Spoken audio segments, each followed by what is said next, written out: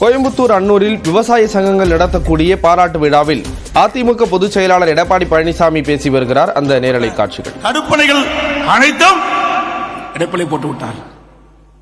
இன்றைக்கு மேட்டுப்பாளையத்திலிருந்து பவானி வரை 6 தடுப்பணை கட்டப்பட்டிருந்தால் உபரியாக வருகின்ற நீர் சேமித்து வைக்கப்படும்.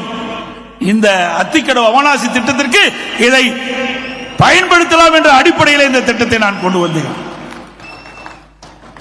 ஏனென்றால் ஒரு வறட்சியான நாள் வருகின்ற பொழுது, மழை குறைவாக பெய்கின்ற பொழுது இந்த திட்டம் முடங்கி போய்விடக்கூடாது.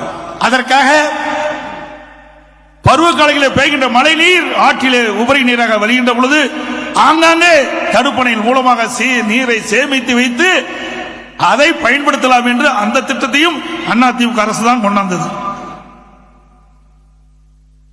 இப்படி அத்திக்கடவு அவனாசி திட்டம் மிக சிறப்பாக எழுச்சியாக அதிமுக ஆட்சியிலே கொண்டு வரப்பட்டது என்பதை நேரத்திலே தெரிவிக்க விரும்புகின்றேன்.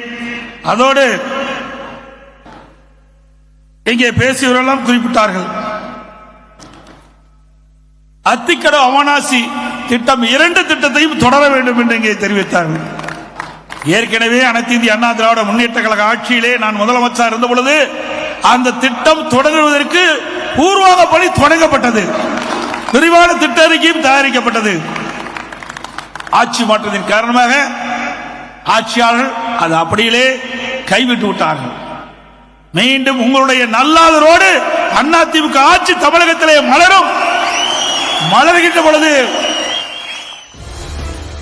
அத்திக்கடவு அவிநாசி திட்டத்தை நிறைவேற்றியதற்காக எடப்பாடி பழனிசாமிக்கு நடைபெற்ற பாராட்டு விழாவில் அவர் உரை நிகழ்த்திய அந்த காட்சிகளை பார்த்தோம். தொடர்ந்து முக்கிய தலைப்புகளை பார்க்கலாம்.